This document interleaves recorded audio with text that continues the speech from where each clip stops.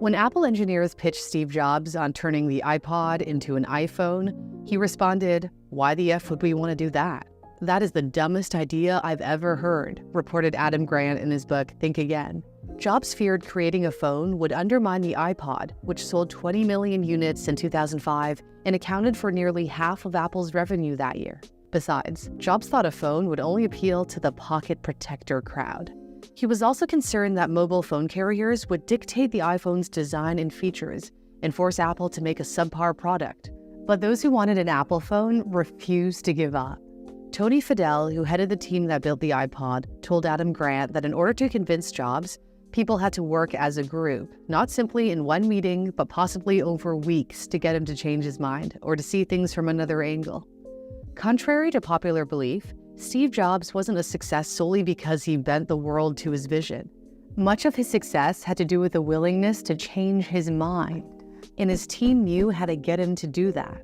Before the iPhone, just about everyone in Apple thought cell phones sucked. Jobs was known to smash his to bits when his calls dropped. But pitching to Jobs wasn't as simple as saying, "Wouldn't it be awesome if Apple built a phone everyone loved using?" It involved strategically chipping away at his resistance. 2 years before presenting the iPhone concept to Jobs, a small group of Apple's designers and engineers experimented with new ways of interfacing with machines. They stumbled upon a small Delaware company, Fingerworks, co-founded by a PhD student and his professor, who built a touchpad that interacted directly with the screen. Apple would eventually acquire Fingerworks and its patents related to finger gestures. The Apple team aspired to expand beyond a touchpad to a full touchscreen, perhaps for a device like a tablet. Apple designer Imran Chowdhury explained to Brian Merchant in his book, The One Device, "We want to be able to move things on the screen like a piece of paper on the table."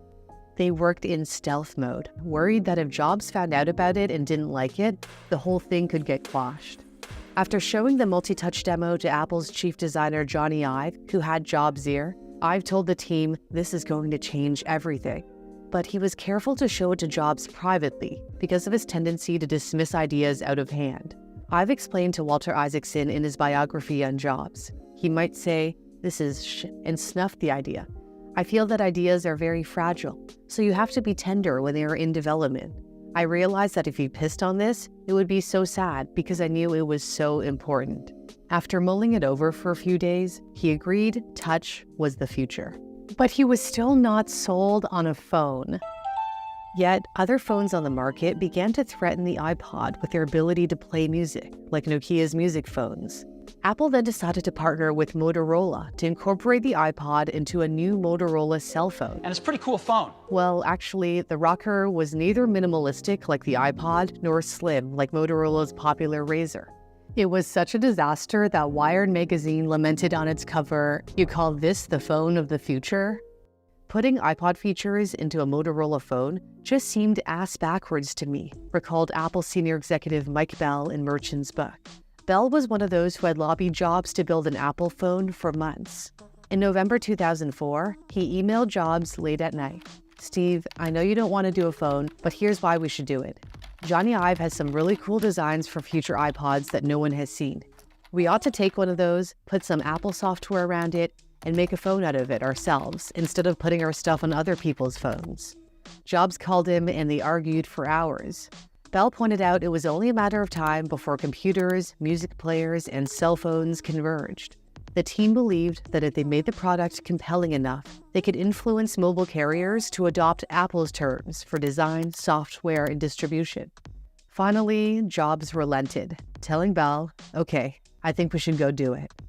They considered 2 different versions of the iPhone. The first one was modeled after the iPod, but the scroll wheel made it tough to dial phone numbers. Jobs humorously added an outdated rotary dial to the mock-up to show the limitations of that design. The second option was multi-touch, which was more akin to a mini computer. Jobs was convinced touch was the way forward. Selecting the material for the iPhone's touchscreen was another major hurdle.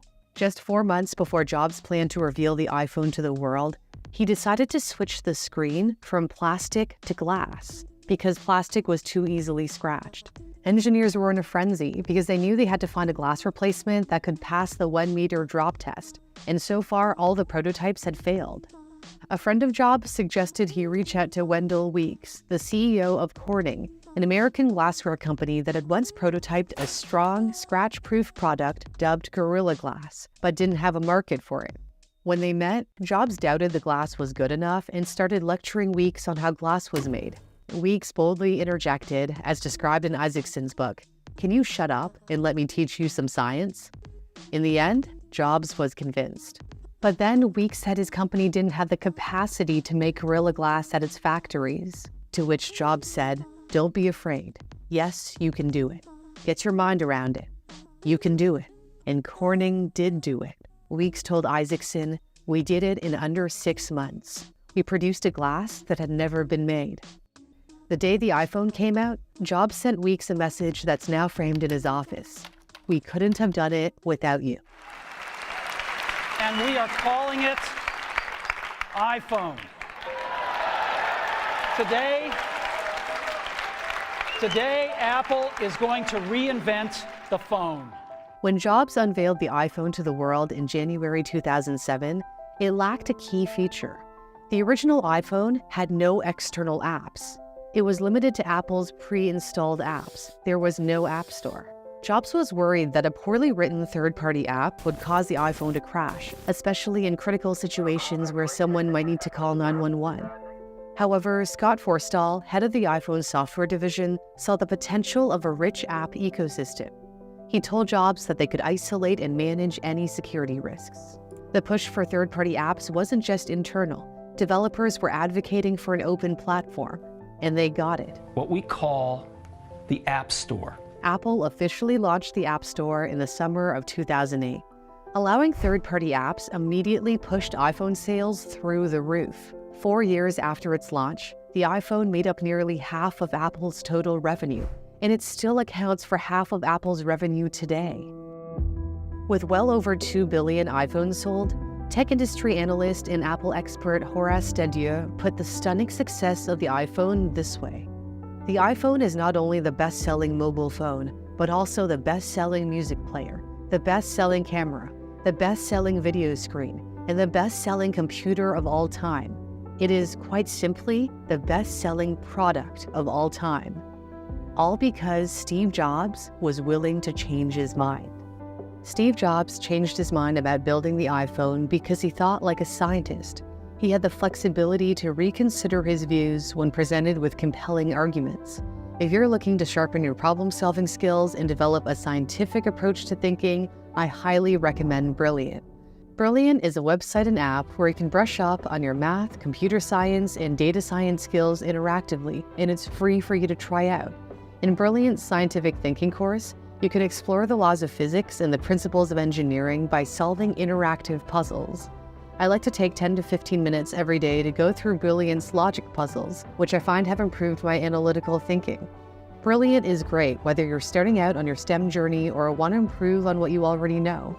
You can try out Brilliant for free by heading to the custom link in my description, brilliant.org/newsthink. If you're one of the first 200 people to sign up with my link, you'll receive 20% off your premium subscription, giving you full access to a world of knowledge. Thanks for watching. For Newsthink, I'm Cindy Palm.